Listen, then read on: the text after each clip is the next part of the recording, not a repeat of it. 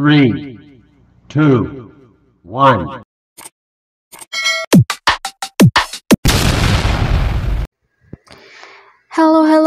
Hello po sa inyong lahat. It's me again, ang inyong kusinerang Ashomera.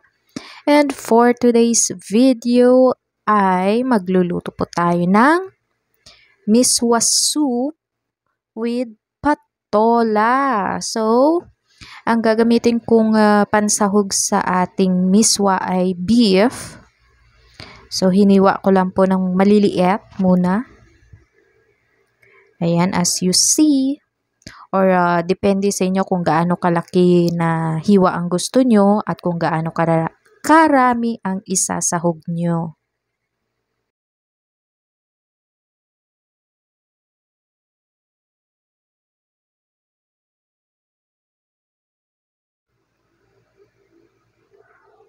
So, ayan po, kapag naubos natin hiwa yung ating beef, iset aside lang po natin. And then, mag-prepare po tayo ng, i-prepare po natin or hiwain po natin ang other ingredients na ating gagamitin. So, ayan, naghiwa po ako ng sibuyas. Hiniwa ko lang po ng maliliit.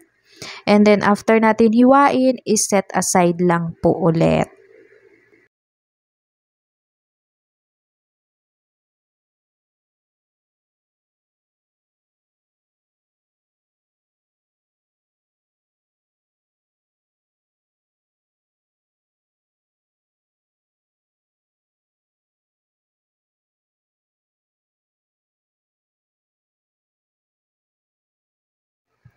So, next, i-prepare po natin yung ating garlic. Hiniwa ko lang po siya ng maliliit.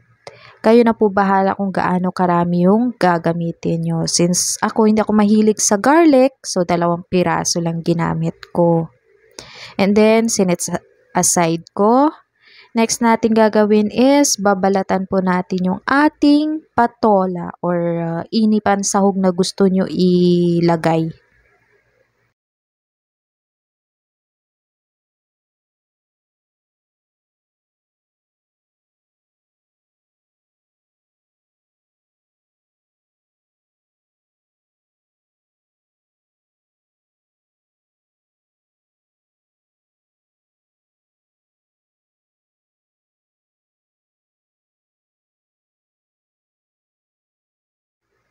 So, ayan, kapag naubos na po natin lahat, balat yung ating patola, hihiwain lang po natin ng maninipis.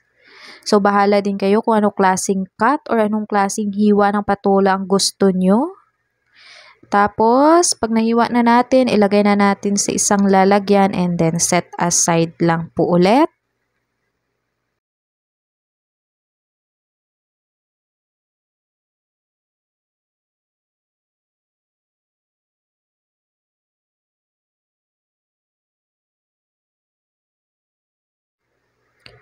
So, ayan, na-prepare na po natin lahat ng ingredients na ating kailangan. So, magluto na po tayo. Ang una kong ginawa is nagpainit ng kawali. And then, naglagay ako ng mantika at saka ko ginisa yung bawang. Usually, pag nagigisa ako guys, inuuna ko talaga yung bawang and then meron akong luya. Hindi ko na naisama sa video ang paghiwa ko ng luya pero maliliit lang din. And then, sinunod ko yung next ko nilagay is yung sibuyas and after that, nilagay ko rin yung beef. So, konti lang or depende sa kung gaano karami na beef ang gagamitin nyo. So, igigisa lang natin siya hanggang mag-change color at kapag nag-change color na siya, lalagyan natin ng tubig. A-adjust lang natin kung gaano karami yung iluluto natin. And then, naglagay ako ng 1/2 na beef cubes. And then, pakukuluan lang po natin. So, kapag kumukulo na siya guys, ilagay na natin yung patola. So, before natin ilagay yung patola, siguraduhin po natin na luto na yung beef. Since maliliit lang naman yung hiwa, mabilis lang po siya maluto. So, ayan guys, kumukulo na naman siya ulit. So, ilalagay na natin yung miswa. Actually, huli ko nilagay yung miswa dahil mabilis lang naman siya maluto. And pag nababad kasi siya masyado, na-overcook yung miswa. So maliban sa na-overcook yung ating miswa, ina-absorb niya rin yung ating sabaw. So mag-a-adjust din tayo ng sabaw natin or magdadagdag tayo ng tubig kasi magiging malapot yan later kapag inabsorb na ng miswa.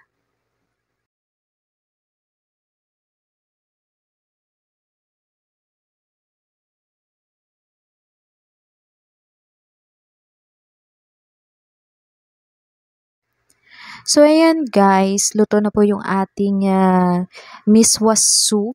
Ayan. Ilalagay na natin yung malunggay. So, last ko nilagay yung malunggay and pakukuluan na natin ng isang kulo. Luto na rin po yan. Yung malunggay kasi is mabilis lang siya maluto eh. Lagay mo lang sa kumukulong tubig, luto na siya agad. So, ayan. Ready na po yung ating miswa soup. Let's serve and enjoy! Happy eating everyone! Thank you for watching! Don't forget to like, share, and subscribe!